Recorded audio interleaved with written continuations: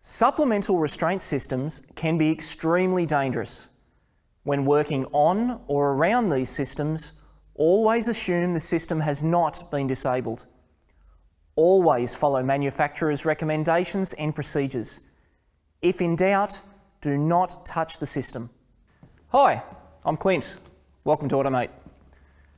When diagnosing any problem in an SRS or supplemental restraint system, always follow the manufacturer's procedures for disabling and handling airbag components. Diagnosis should begin by confirming battery voltage is within specifications. Using a scan tool, observe the fault codes. A history fault code may require freeze frame data to be referenced to reproduce the fault.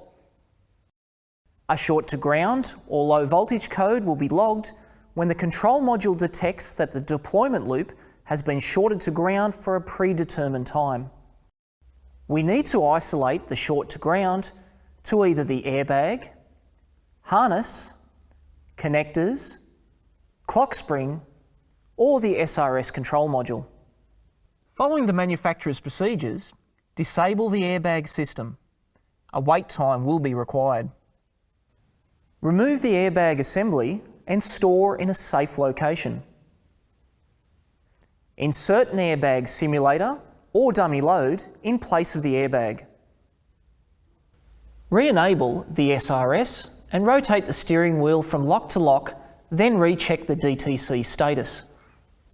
If the fault code changed to history, then the airbag assembly may be at fault.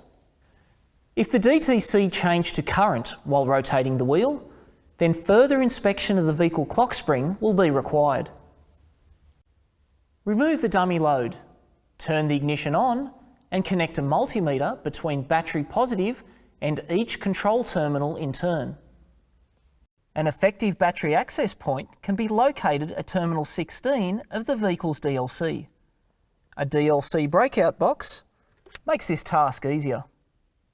If the meter displays anything other than 0 volts, then the short to ground is on that circuit.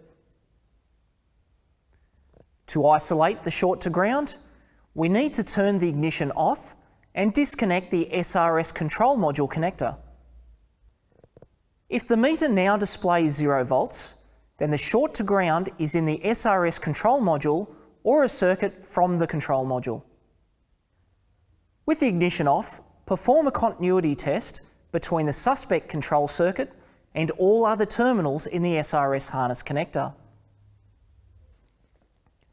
If no fault is found, then the short to ground is in the SRS control module. If the meter still displayed a voltage with the SRS control module disconnected, then the short to ground is in the harness between the airbag connector and the SRS module connector. Turn the ignition off and disconnect the clock spring. Any shorting bars will need to be disabled, and reconnect the meter between the suspect circuit on the harness side and terminal 16 of the DLC. If the meter now displays 0 volts, then the short to ground is in the clock spring. If the meter still displays a voltage, then the short to ground is in the harness. Once the fault has been rectified, ensure all connections are secure and assurance locks are in place before enabling the system. If replacing an SRS control module, be sure to follow the manufacturer's procedures and perform all programming with yourself and the scan tool outside the vehicle. Clear all fault codes and confirm all conditions for running the DTC are met before rechecking. These systems can be extremely dangerous. Follow all safety precautions and do not take unnecessary risks. Never apply any form of voltage to a live airbag circuit. Remember, correct diagnosis ensures an efficient and cost-effective repair. Thanks for watching.